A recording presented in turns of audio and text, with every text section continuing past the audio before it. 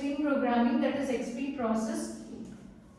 So here it encompasses set of rules that are discussed within the context of 4 framework activities. So here we have 4 framework activities: planning, design, coding and testing. So we'll start with the planning first. So planning, this activity starts with listening. So here the requirement gathering phase, it allows the members of a team to understand business context of software and also to get a broad feel of required output, features and functionalities.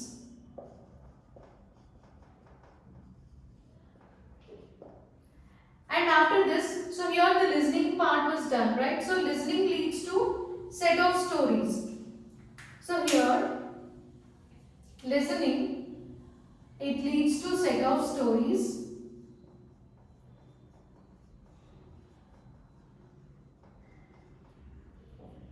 Set of stories that describes required output, features and functions to be built by the team. It mainly describes required output, features and functions to be built by the team or to be included in the product. So after this, so customers and developers will communicate with each other. So customers and developers, they'll communicate with each other and they'll discuss on how many stories to be included in the, or how to group the stories in the next release of the product or next release of the software. And so once the basic commitment is made, so here what is meant by this commitment? Commitment is nothing but an agreement. So which is, here the commitment will be given by the developers to the customer whether it will build the product or not. So this commitment includes basic agreement regarding number of stories to be included and also the delivery date. So basic agreement is made and then the XP team, it orders the stories to be implemented in or organized in one of the 3 ways. The first way is all stories are implemented immediately,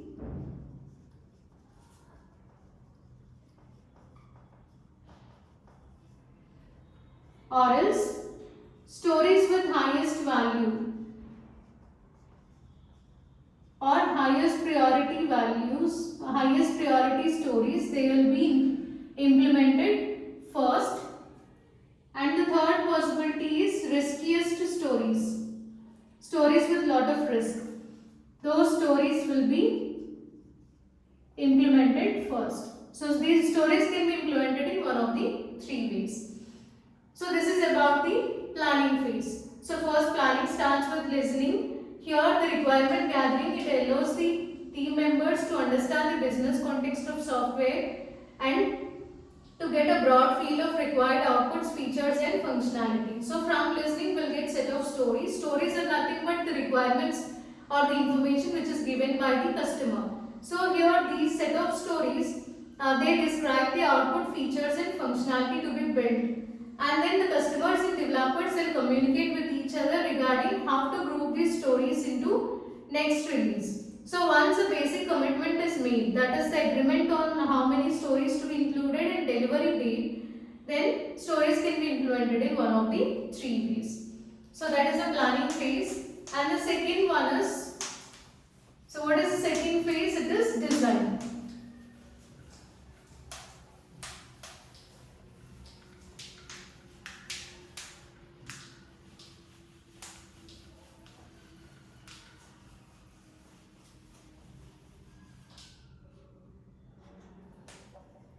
So second activity is design. So it is always better to prefer simplest design instead of going with the complicated representation. So here always consider simple design instead of considering or instead of going with the complex representation. So here this XP process, it uses CRC cards as an efficient mechanism. So it considers CRC cards as an efficient mechanism in order to develop this software or in order to view this software in object oriented manner.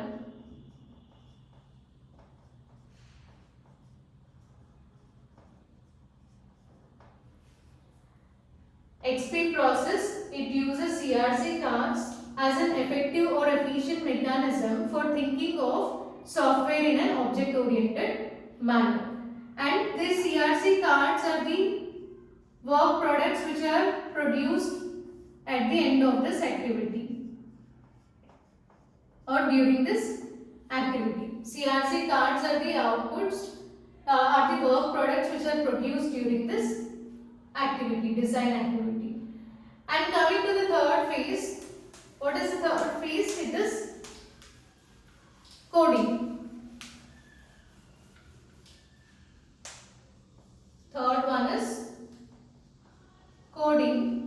So here after the requirements are, after the stories are developed, so stories are developed and design is created.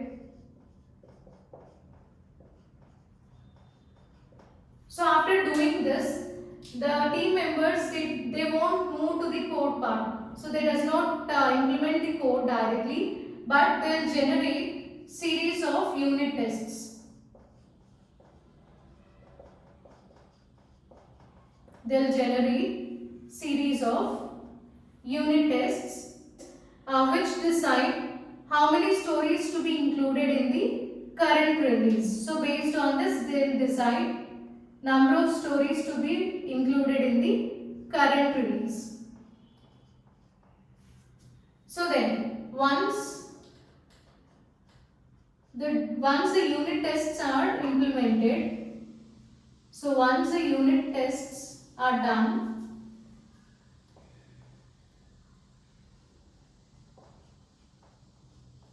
then the developer will decide on which part of the information to be developed or what should be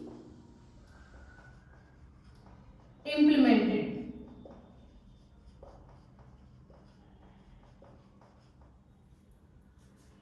So once the unit tests are done, then developer will decide on what should be implemented. So once the coding is done, once coding is completed, then in that case,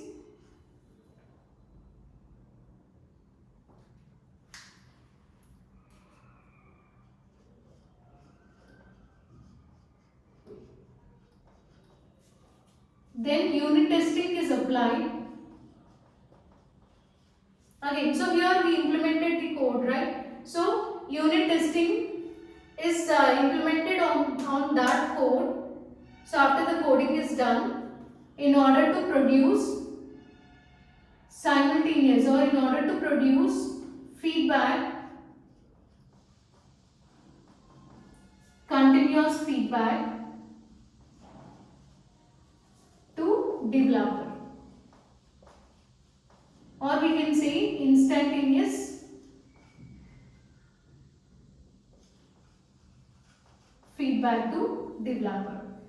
So what we did in coding part, so after the stories are developed and design is created, then instead of going to the coding part directly, this team members, XP team, they focus on series of unit tests. So they design series of unit tests, and from this they decide on how many stories should be released or how many stories should be included in the current release. So once the unit testing is done, then in that case developers will decide on what should be implemented. So which part of the system or which part of the software should be implemented. So once the coding is completed, so here some parts are included and the coding coding is done or implementation is done for that part. So unit testing will be implemented on that part in order to produce instantaneous feedback to the developer. So what is the advantage of providing the feedback to developer?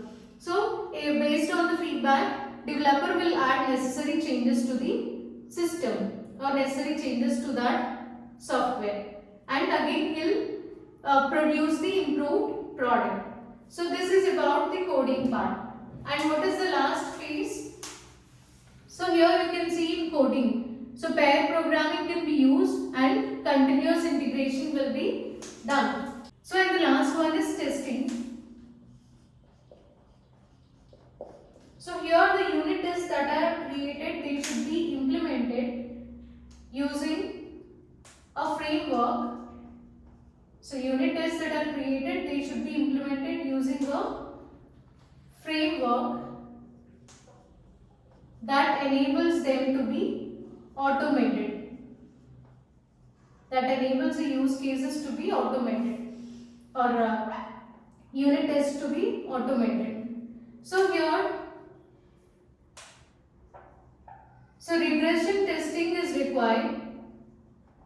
So regression testing should be done when code is modified.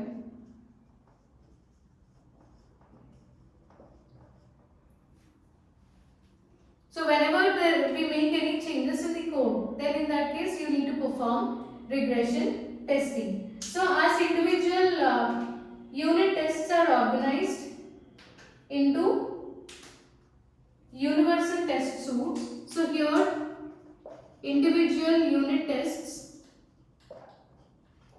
they are organized into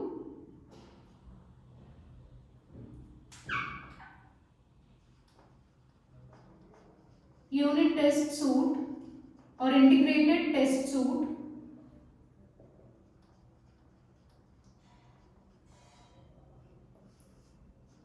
So integration and validation testing should be conducted.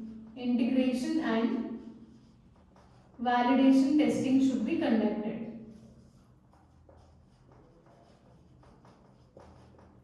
So here as the individual unit test, so we did this on unit test. So individual unit tests, they are integrated into a integrated or single test suite.